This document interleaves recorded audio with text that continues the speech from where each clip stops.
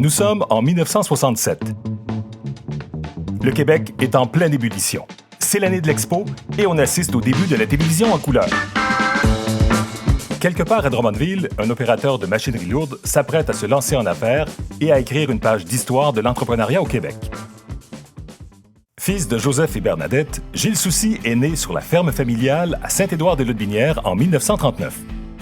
En octobre 1967, un accident change sa vie. Je travaillais sur une machine lourde, un bulldozer. À tout instant, j'arrêtais, puis j'allais enlever les feuilles dans la grille. Puis le doigt m'a passé à travers la grille, puis le fan l'a ramassé. J'étais pris pour pas être capable de travailler avec ça. C'est l'âge d'or de la motoneige. À l'époque, plus de 100 fabricants se partagent le marché. En 1973, il y avait quelque chose comme 110 ou 115 manufacturiers de motoneige. En 82, il en restait plus seulement que, je pense, c'est 6. Monsieur Soucy, c'est un passionné de motoneige. Et puis, il y avait des amis qui travaillaient sur un concept de poulie d'embrayage pour mettre sur le marché. Puis, dans l'automne, pendant qu'il ne travaillait pas, il est allé faire des tests avec eux autres. Il me montre une clutch qu'il avait faite pour sa motoneige. Une clutch nouvelle, nouveau modèle pour un ski road. Je regarde ça, on sort dehors, puis on va essayer ça. C'était beau, c'était doux, c'était smooth, c'était incroyable. J'ai dit, j'en veux une pour ma motoneige. Ouais, j'ai pas le temps. J'ai dit, je vais faire ça avec toi par les soirs, il me reste ma main gauche. J'ai dit, vous êtes des manufacturiers? Il dit, oui. Il fabriquait ça, puis moi, j'en veux 1000. C'est comme ça que ça a commencé. Je décrirais M. Soucy comme étant un homme d'une intelligence vive, hors du commun, et d'une détermination inébranlable. Donc, quand il y a une vision, il s'en va par là comme un train. On ne peut pas déroger à ça. Rapidement, son entreprise prend de l'expansion et les pièces distribuées par celle-ci sont de plus en plus variées. Je me suis fait faire des bumpers de motoneige, des dossiers de motoneige, des kits de carburateur, des bearings, une foule d'accessoires pour les motoneiges qui m'étaient demandés. C'est ici que l'entreprise a débuté, en 1967. Alors, nous, on demeurait ici au 2e étage et on avait des pièces de motoneige à l'arrière du loyer. Puis aussi, on avait le garage du propriétaire qui est ici en arrière. Et puis, c'était rempli de pièces de motoneige là, parce qu'on n'avait pas d'autres endroits pour le mettre. En quelques années seulement, ce qui devait l'occuper durant sa convalescence était devenu une entreprise de distribution. Et quand j'ai vu que j'avais ça, là mon truck pas assez grand. C'est là que j'ai acheté l'autobus. Enlevé tous les sièges de dedans, fait l'étincelle, j'ai le Soucy incorporé, puis je suis parti avec ça. Puis j'ai toujours été tendance à être mal commode un petit peu avec les gens, d'avoir du plaisir de travailler. J'arrivais là avec une cravate tout le temps. Même l'hiver, même en transportant des moteurs.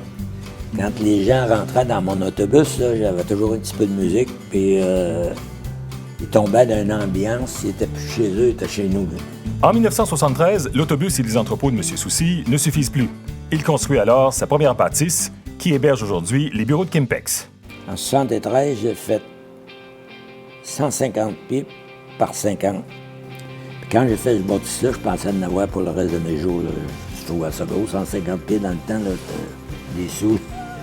Quand j'étais très jeune, dans les années 70, on passait souvent devant ici. Puis en fait, à chaque samedi matin, on arrêtait chez Kimpex pour 1 heure ou 2. Mais 1 heure ou 2 où mon père et M. Soucy partaient dans des projets beaucoup axés sur la mécanique, des projets de conception. Je ne comprenais rien. Eux étaient dans la salle de conférence en avant chez Kimpex, puis je partais. Puis Kimpex, à l'époque, c'était des centaines d'habits de motoneige, des bottes, puis toutes cordées. Fait que moi, je courais là-dedans. Les années 70 et 80 s'enchaînent et l'entreprise poursuit sa croissance.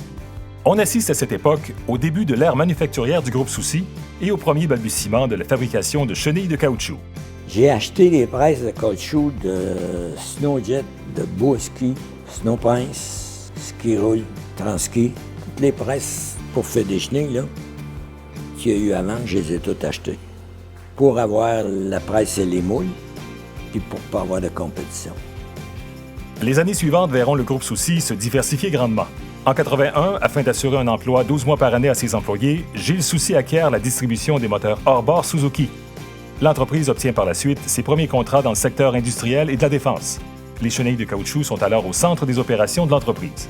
Toutefois, au milieu des années 90, la croissance exponentielle de l'entreprise et le travail acharné de Gilles Soucy le rattrapent. En le temps des fêtes, là, j'étais brûlé, ben dur.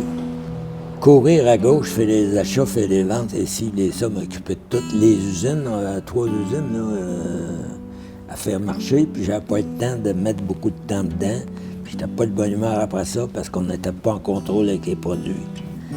Fait que, on faisait des chenilles dans ce temps-là, ça arrêtait pas 24 heures. 24 heures des chenilles. Il y avait toujours 8-10 presses qui marchaient, on sortait des chenilles. C'était pas belle comme aujourd'hui, là. On a sorti des chenilles. Là, moi, là, si je fais pas quelque chose, je m'en crever. Fait que j'ai décidé de vendre l'entreprise la plus payante, Kimpex. Les années suivantes seront très difficiles pour Kimpex. Une situation que Gilles Soucy ne peut accepter. Fait que moi, j'avais des gars qui avaient travaillé 25 ans pour moi. Là. Je peux pas laisser tomber tout ça. Là. J'avais comme pris là-dedans un peu. Fait que j'ai fait ma soumission. Puis c'est moi qui étais le gagnant. J'ai racheté Kimpex, puis là, j'étais tout seul dedans. Kimpex racheté et la nouvelle administration en place, la fin des années 90 et le début des années 2000 sont marqués par l'acquisition de plusieurs entreprises. 11 plus petites entreprises se gèrent à main d'homme, comme on dit. On préserve le caractère un peu familial que M. Soucy avait au départ quand il a fondé les entreprises. C'était très familial et on veut que ça demeure familial. Puis, en 2005, c'est le début du rêve agricole. Pourquoi je me suis lancé dans l'agricole, c'est que, premièrement, j'ai été élevé sur une ferme.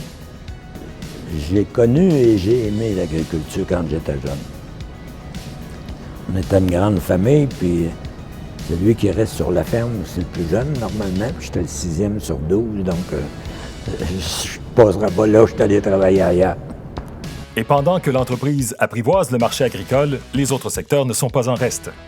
Des chenilles pour des véhicules de plus en plus lourds sont développées pour le secteur de la défense. Les équipes d'ingénierie et de design industriel font de Soucy la référence mondiale pour le développement de pièces et d'accessoires pour les véhicules de sport motorisés et de nouveaux marchés sont explorés par les entreprises du groupe. En 2012, le groupe Soucy compte 1500 employés et une dizaine d'entreprises. Ces produits sont distribués aux 4 coins de la planète et développés en partenariat avec les plus grands manufacturiers au monde. C'est à ce moment que Gilles Soucy nomme Éric Côté à la présidence du groupe Soucy. Natif de Valcourt, fils d'ingénieur et passionné par les sports motorisés, Éric Côté s'apprête à relever le plus grand défi de sa carrière. Pour moi, c'est pas une job. Pour moi, ça fait partie de ma vie. Puis c'est d'équilibrer ça aussi dans la vie. Puis je vois M. Soucy encore aujourd'hui, à son âge, qui, pour lui aussi, c'est un plaisir. On travaille pas, on vit. L'arrivée en poste d'Éric Côté marque un renouveau pour le groupe Soucy. Dans mon style de gestion, j'accorde une grande importance au facteur humain parce que pour moi, c'est la base. Moi, quand je me couche le soir, là, ma joie, c'est de dire, OK, on a réussi aujourd'hui une fois de plus à allonger la pérennité de 2 ans, de 5 ans avec un nouveau contrat. C'est pas pour l'argent qu'on fait à court terme. Oui, pour le réinvestissement, c'est important, mais c'est de dire, OK, on a sécurisé encore, un peu plus loin, un peu plus loin. Quand je suis arrivé, j'avais des idées vraiment, déjà préconçues de ce que je voulais. Pour moi, c'est important qu'on ait une vision, une mission, des valeurs, des objectifs, des priorités, que les gens sachent où on va, qu'ils sachent que c'est à partir de nous tous que ça va se créer. Ça ne viendra pas du ciel. Une des choses qui est importante, c'est qu'on a réussi à intégrer les enfants, les petits-enfants de la famille pour que la pérennité au niveau familial se poursuive. Puis c'est une des volontés de M. Soucy aussi, c'est que jamais on ne vende nos entreprises, que ça reste toujours une propriété québécoise, familiale. Puis ça, je pense que c'est son vœu le plus cher. 50 ans, ça passe vite. Ça passe assez vite, ça me fait peur pour les prochains 5 ans. On dit du groupe Souci que ce n'est pas une entreprise comme les autres, qu'elle fait les choses différemment. C'est vrai. Son histoire en est une de cœur et de passion. Elle a pour origine un homme visionnaire, persévérant et déterminé, certes. Mais dans les faits, ce sont des milliers de personnes qui ont écrit cette histoire. Des gens qui ont cru à un rêve, à une vision, à une équipe. Des gens qui ont su prendre des risques pour le meilleur et parfois pour le pire.